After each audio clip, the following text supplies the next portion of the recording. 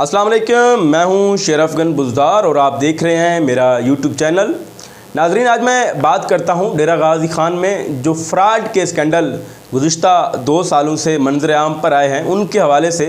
तो डेरा गाज़ी ख़ान के आवाम को कभी यहाँ पर बाइक स्कैंडल के नाम पर लूटा जाता रहा। उसमें जो स्पीड बाइक का नाम है वो सर फहरिस्त है। आप सब जानते हैं कि वो किस तरह आवाम को लूटते रहे, किस तरह आवाम को लालच देकर उनसे इन्वेस्टमेंट के नाम पर पैसा लेते रहे और फिर यहाँ से रफू चक्कर हो गए। इसी तरह अल्ज़ामिन ट्रेडर्स वाले, उनके बारे में भी कहा गया था कि ये तो यहीं के मकामी लोग हैं, ये नहीं भागेंगे, ये लोगों को उनका जो पैसा है वो हवाले करके ही जाएंगे।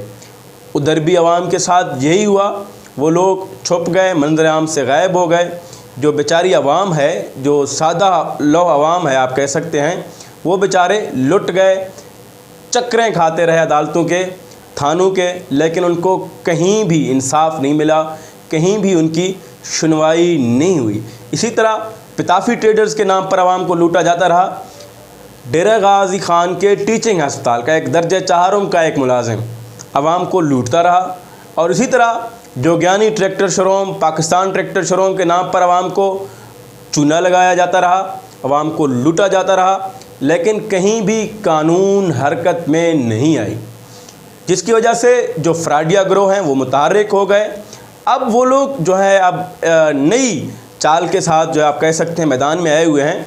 डेरा गाज़ी ख़ान में हाउसिंग सोसाइटीज़ जो हैं ये माजी में भी काफ़ी मुतनाज़ा रहे हैं। यहाँ पर एक तो जो प्लाट होते हैं उनकी तादाद कम होती है और जो लोगों को जो फाइलें बेची जाती हैं वो ज़्यादा तादाद में होती हैं, जिसकी वजह से जो आवाम है वो बेचारे अपने अपने जो प्लाट हैं उनको ढूंढने में मगन रहते हैं। और फिर जब हाउसिंग सोसाइटीज़ के मालिकान के पास जाते हैं तो वो इनको सिर्फ इसलिए चुप करा देते हैं कि आप लोग बेफिक्र हो जाएं, हम फ़ेज़ 2 फ़ेज़ 3 बना रहे हैं, आप लोगों को आपका प्लाट मिल जाएगा।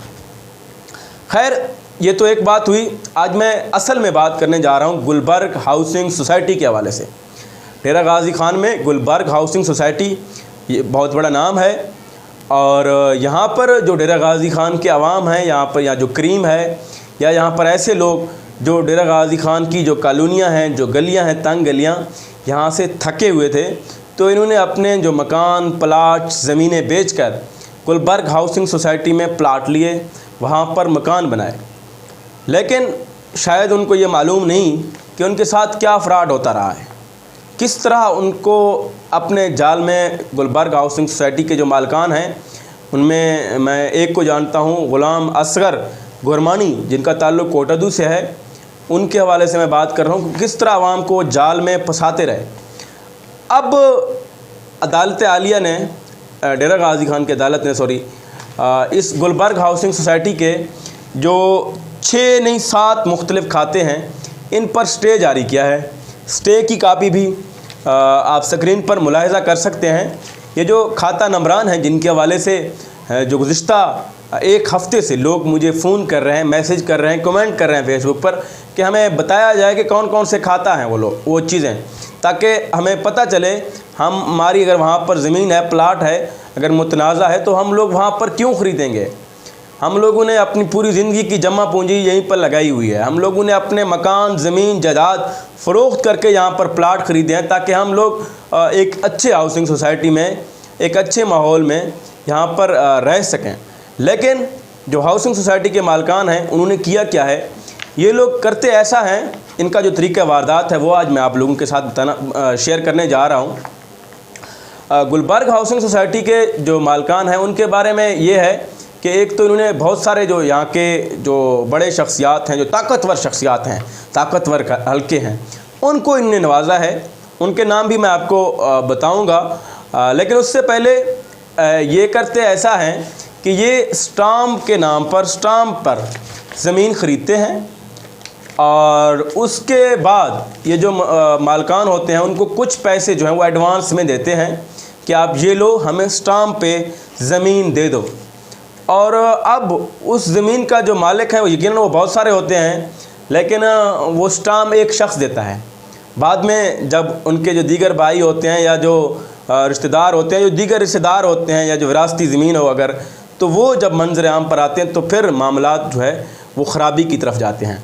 अब इन्होंने भी ऐसा ही किया है, स्टाम्प पर ये लोगों से ज़मीन लेते रहे तो लोगों ने ज़मीन दे दिए हैं और इन्होंने ख़रीदे हैं। इन्होंने उनको 6 महीने 1 साल की अदायगी के बाद उनको इंतकाल करने का कहा हुआ है, फिर उनको जब ये फुल पेमेंट करेंगे।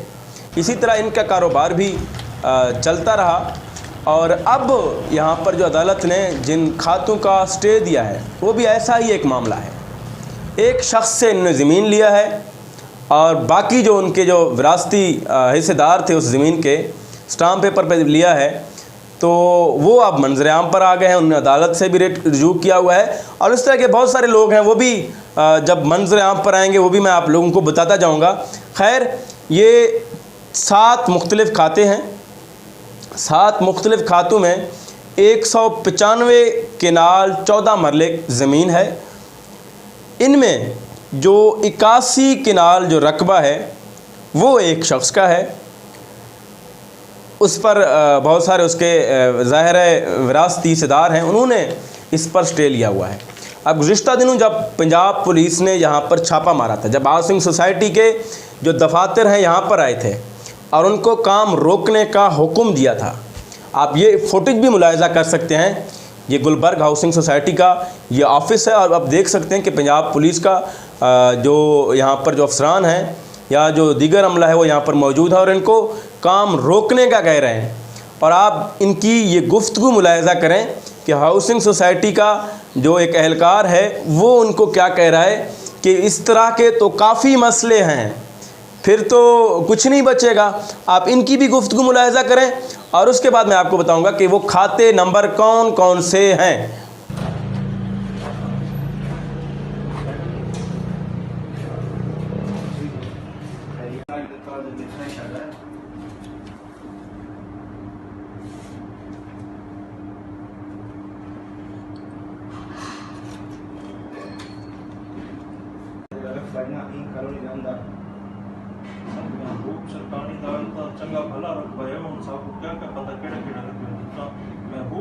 खैर, ये इनकी एक मुख्तसर सी गुफ्तगू आपने मुलाहिज़ा किया, सुनी भी है।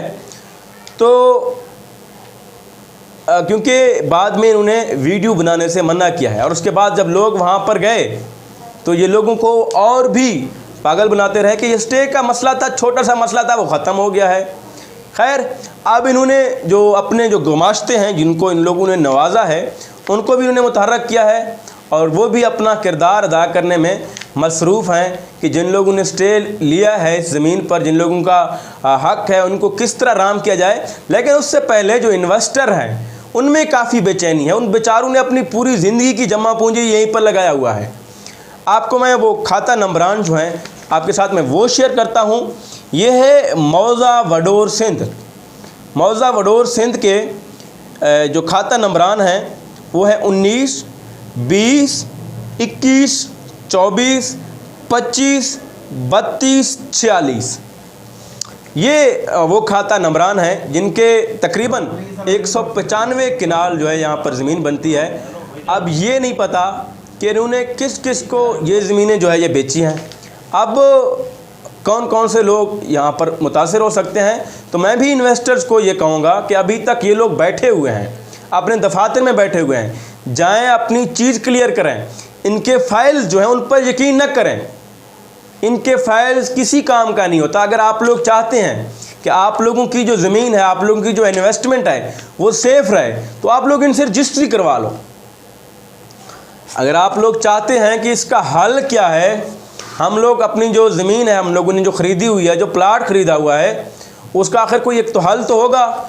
उसका हल सीधा यही है कि एक तो आप इन लोगों से इंतकाल करवाएं और इंतकाल के बाद कमेटी का एरिया है, कमेटी के एरिया में जो रजिस्ट्री कराना पड़ता है, तो आप लोग इनसे रजिस्ट्रियाँ करवाएं। फिर आप लोगों को पता चलेगा कि कहाँ कहाँ जो मामलात हैं वो बिगड़े हुए हैं।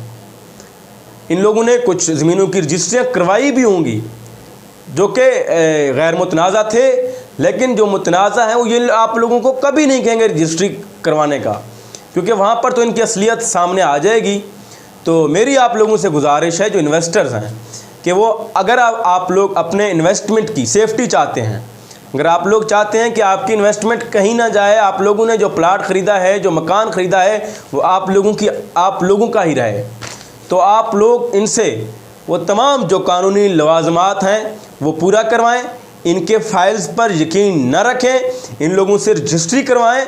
अगर आप लोग ये नहीं करवाएंगे तो कल असली जो मालकान हैं वो मंजर आम पर भी आएंगे, आप लोगों से कब्ज़ा भी यकीनन छुड़वाएंगे अपना, जो कि उनका हक़ है, और आप लोगों ने उनसे नहीं ख़रीदा जो उनके असल वारसान है। तो फिर ये लोग स्पीड बाइक्स की तरह रफू चक्कर हो जाएंगे जो मालकान है उनकी तरह, और फिर आप लोग जो है मुख्तलिफ़ दफातर के धक्के खाने पर मजबूर होंगे, और फिर आप कहते फिरेंगे कि हमारे तो अपने पैसे थे, जलील भी हम हो रहे हैं। तो लिहाजा मेरी आप लोगों से गुजारिश है कि बाद में आप ये नहीं कहना कि हमें पता ना चला।